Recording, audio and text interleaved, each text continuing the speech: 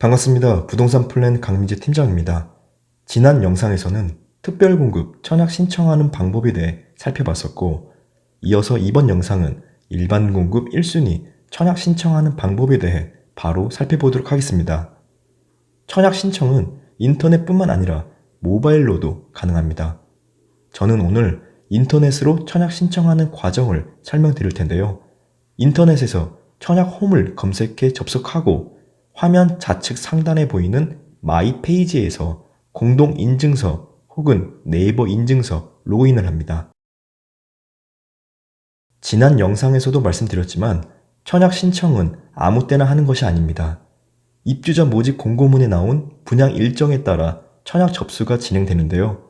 상단에 보이는 아파트 분양 정보 경쟁률을 클릭하거나 좌측에 보이는 청약 일정 및 통계를 클릭하면 이렇게 입주자 모집 공고가 최근에 나온 순서대로 조회가 됩니다. 그럼 여기서 내가 신청하고자 하는 단지를 찾아서 선택하면 분양 일정을 확인할 수 있습니다. 그리고 입주자 모집 공고문을 다운받아서 꼼꼼하게 읽어보셔야 되겠고요. 청약 신청할 주택의 입주자 모집 공고문과 분양 일정을 확인했다면 그 분양 일정에 나온 청약 접수 당일에 청약 신청을 합니다. 청약 신청하는 방법은 크게 5단계로 나눠집니다. 인증서 로그인, 주택 선택, 타입 선택, 자격 확인, 신청 확인 이렇게 5단계로 나눠지는데 인증서 로그인은 청약 홈에 접속해서 바로 했고 이어서 단계별로 하나씩 체크해 보도록 하겠습니다. 정면에 보이는 청약 신청에서 아파트를 클릭하거나 좌측에 보이는 청약 신청에서 아파트를 클릭, 그리고 나서 바로 1순위, 2순위 메뉴를 클릭합니다. 여기서 말하는 1순위, 2순위는 일반 공급을 말합니다. 청약 신청이 가능한 시간은 해당 단지의 청약 신청일 오전 8시부터 오후 5시 30분까지입니다. 그렇기 때문에 내가 청약 신청하고자 하는 단지의 청약 접수 일정을 확인하고 그리고 나서 이용 시간에 맞춰 신청하면 되겠습니다. 노란 바탕에 청약 신청하기 버튼을 클릭하면 이렇게 오늘 당일 청약 신청할 수 있는 주택이 나옵니다. 여기서 청약 신청하고자 하는 주택을 선택합니다. 특별 공급과 마찬가지로 안내문이 하나 나오는데 유의사항을 읽어보시고 확인한 버튼에 클릭, 개인정보 동의하기에 클릭, 그리고 나서 맨 아래 노랑 바탕에 확인 버튼을 클릭해 줍니다. 저는 과거에 당첨된 적이 있어서 재당첨 제한 때문에 일반 공급 1순위 청약 신청이 불가합니다. 지금은 청약 홈이지만 과거 아파트 투유라는 사이트에서 당첨이 된 적이 있습니다. 제 인증서 로그인으로는 더 이상 청약 신청을 할 수 없기 때문에 지금부터는 청약 연습 가산 체험 매뉴얼과 다른 사람들의 청약 신청했던 자료를 토대로 설명을 이어가겠습니다. 실제 청약 신청하는 과정과 크게 다르지 않기 때문에 참고하시면 도움이 되실 거라 생각이 듭니다. 청약 신청하고자 하는 주택을 선택했다면 이어서 전용 면적 기준으로 청약 신청하고자 하는 주택형 타입을 선택해 줍니다. 그 전에 청약 신청 당사자는 청약 통장에 납입한 지역별, 면적별 예치 금액을 확인하고 체크할 필요가 있습니다. 타입을 선택하는 기준이 되기 때문입니다. 청약 신청 당사자가 거주하고 있는 지역과 청약 통장에 납입한 예치 금액을 기준으로 타입을 선택하면 됩니다.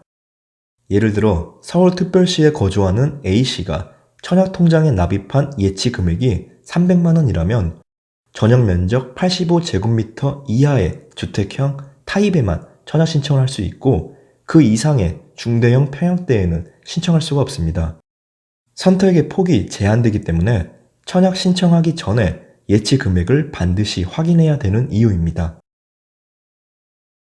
이어서 청약 자격 확인을 위한 화면이 나오는데 대부분의 지역이 투기과열 지구 혹은 청약 과열 지구라는 점에서 규제 지역에 대한 청약 자격 확인을 살펴보겠습니다.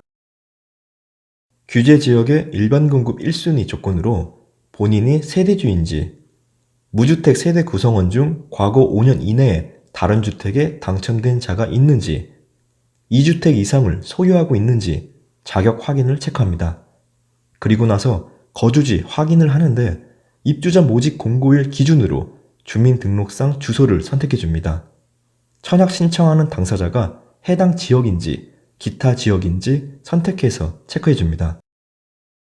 바로 직전에 주택형 타입을 선택할 때 행정정보 자동 조회를 신청했다면 이렇게 노란 박스에 본인의 행정정보가 자동으로 조회되어 나오기 때문에 여기서 선택하는 자격 확인은 크게 어렵진 않을 겁니다. 이어서 가점 항목을 확인하고 체크해야 되는데 이 부분이 일반 공급 청약 신청하는 데 있어 가장 중요한 부분이라 볼 수 있습니다. 여기서 계산 착오로 인해 잘못 체크하고 그 가점으로 당첨이 되었다면 부적격으로 당첨 취소와 함께 불이익이 주어질 수 있기 때문에 신중하게 체크할 필요가 있습니다. 그럼 하나하나 설명해 드릴게요. 먼저 무주택 기간입니다. 여기서는 딱 3가지만 기억해 두세요. 주택을 소유한 적이 있는지, 만 30세가 넘었는지, 혼인은 했는지, 이렇게 3가지만 기억해 두세요. 지금 보고 계신 자료는 인터넷 청약홈에 잘 나와 있습니다. 꼭 확인해 보시길 바랍니다. 자, 먼저 주택을 소유한 적이 없는 경우입니다. 청약 신청 당사자의 연령이 만 30세가 되는 날부터 해당 주택의 입주자 모집 공고일까지 무주택 기간을 계산합니다. 단, 만 30세가 되기 전에 혼인한 경우에는 혼인신고일로 등재된 날부터 무주택 기간을 계산합니다. 그러니까 무주택 기준은 만 30세부터 시작합니다만 그 전에 결혼을 했고 혼인신고를 했다면 그 혼인신고일부터 무주택 기간을 계산하면 됩니다. 이어서 주택을 소유한 적이 있는 경우입니다. 청약 신청 당사자가 만 30세 이전에 결혼하지 않았다면 기존 주택을 처분하고 무주택자가 된 날과 만 30세가 되는 날 중에서 늦은 날부터 계산합니다. 반대로 만 30세 이전에 결혼했다면 기존 주택을 처분하고 무주택자가 된 날과 혼인신고일 중에서 늦은 날부터 계산하면 됩니다. 무주택 기간 가점은 기간에 따라 최고 32점까지 산정됩니다. 주택을 소유하고 있더라도 무주택으로 인정되는 예외 사항이 있는데 이 부분도 인터넷 청약홈에서 확인해 볼 수 있습니다.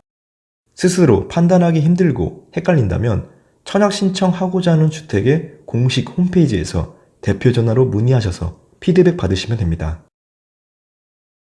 이어서 부양가족수입니다. 청약 가점제에서 부양가족은 청약 신청자와 동일한 주민등록등본에 등재된 세대원을 말합니다. 배우자와 달리 직계존속과 직계비속은 조건에 따라 부양가족수 포함 유무가 달라지는데요. 여러 예시를 통해 살펴보겠습니다. 첫 번째, 주민등록상 혼자인 경우입니다. 주민등록상에 본인 외에 아무도 등재되어 있지 않다면 부양가족수는 0명이고 가점 항목에 0명으로 체크하면 됩니다. 부양가족수는 말 그대로 당사자가 부양하고 있는 가족의 수를 체크하는 것입니다. 그렇기 때문에 본인은 제외하고 체크를 해야 됩니다. 두 번째, 배우자와 분리세대인 경우입니다.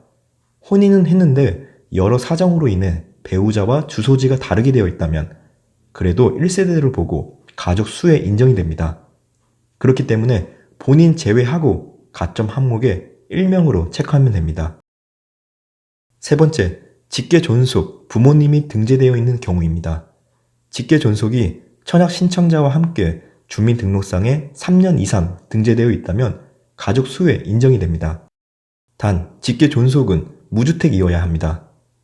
여기서도 예외사항이 있는데 그 부분도 미리 확인하고 준비하면 좋을 듯 싶습니다. 그리고 또 하나, 직계존속을 부양가족으로 인정받기 위해서는 청약 신청자는 세대주이어야 합니다. 만약 세대주가 아닌 분들은 입주자 모집 공고 이전에 미리 세대주로 변경하시면 됩니다. 네 번째, 직계비속, 자녀가 등재되어 있는 경우입니다. 가장 일반적인 가족 구성원이죠. 여기서도 자녀의 나이와 혼인 여부에 따라 정해집니다. 청약 신청자와 동일한 주민등록상에 등재된 만 30세 미만의 미혼 자녀는 가족수에 인정이 되고 만 30세 이상인 미혼 자녀는 청약 신청자와 동일한 주민등록상에 1년 이상 등재되어 있어야 가족수에 인정이 됩니다. 단, 나이 상관없이 자녀가 혼인을 했다면 가족수에서 제외가 됩니다. 부양 가족수 가점은 부양하는 가족수에 따라 최고 35점까지 산정됩니다.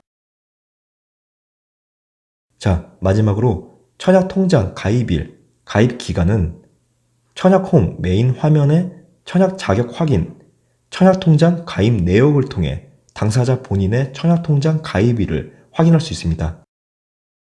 그렇게 최종적으로 청약 가점을 확인하고 연락처와 주소를 입력하셨다면 청약 신청이 완료됩니다. 간단하면서도 중간중간에 헷갈릴 수 있는 부분이 여럿 나올 텐데요.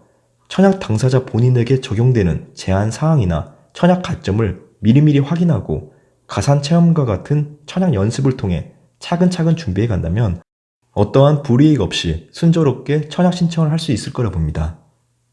오랜 기다림 속에 좋은 결실이 있기를 바라봅니다. 오늘 영상은 여기까지입니다. 끝까지 시청해 주셔서 진심으로 감사드립니다.